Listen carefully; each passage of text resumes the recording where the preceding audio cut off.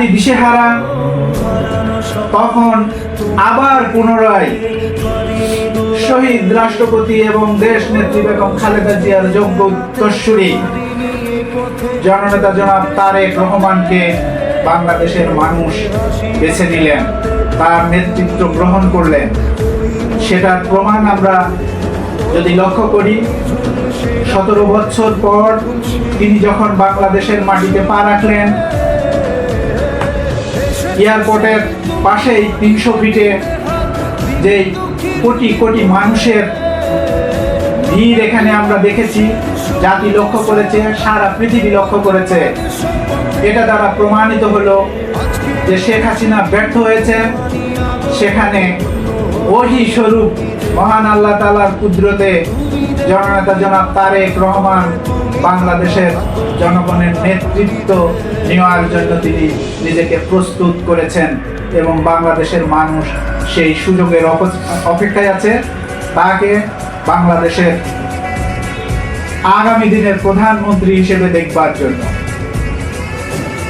জননেতা জনাব তারেক রহমান বাংলাদেশের মাটিতে পা রাখলেন, ঠিক তার 4 দিন অথবা 5 দিনের মাথায় দেশ নেত্রী বেগম খালেদা জিয়া তিনি তার উত্তরসূরির হাতে ক্ষমতা হস্তান্তর করে তিনি এই দুনিয়ার মায়া ত্যাগ করে তিনি মহান আল্লাহর কাছে চলে গেলেন।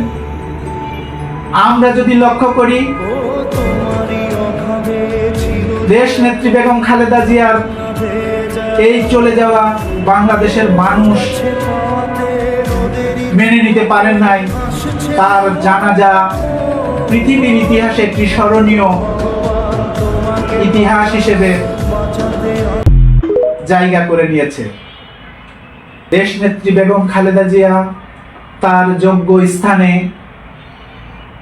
শহীদ রাষ্ট্রপতি জিয়াউর রহমানের রেখে যাওয়া বিএনপি এবং তার যেই অসমাপ্ত কাজ, সেই কাজটি সমাপ্ত করে তিনি নীরবে নিভৃতিতে শহীদ রাষ্ট্রপতি জিয়াউর রহমানের পাশেই ঘুমিয়ে আছেন এবং তাদের দেশ নেত্রী বেগম খালেদা জিয়ার রেখে যাওয়া অসমাপ্ত কাজ সমাপ্ত করার জন্য